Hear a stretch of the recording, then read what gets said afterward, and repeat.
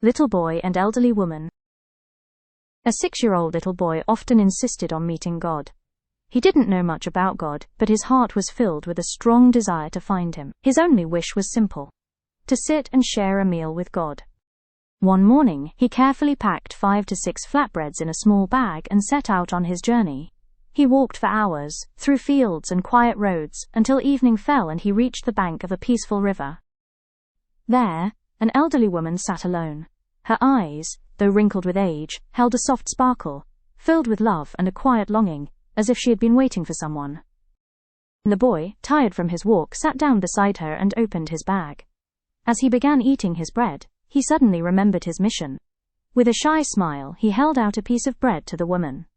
She accepted it gently, and in that moment her face lit up with a radiant smile. Her eyes glistened with tears of happiness. The boy kept watching her as they ate together. Each bite seemed to fill the air with warmth.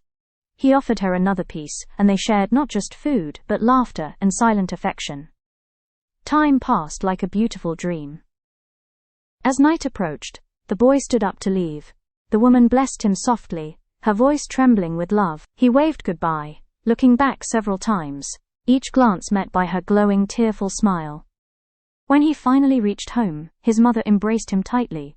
Noticing his radiant joy, she asked, "My dear, what made you so happy today?" The boy replied with sparkling eyes, "Mother, today I had dinner with God. He is very gentle and kind. And you know what? God has the most beautiful smile." Meanwhile, the elderly woman returned to her small home. Her neighbors, surprised by her unusual glow, asked what had brought her such happiness. "For 2 days I prayed by the river, waiting for God to feed me.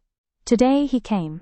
He shared his bread with me, held my hand and looked at me with such pure love. God is so innocent, he looks just like a little child."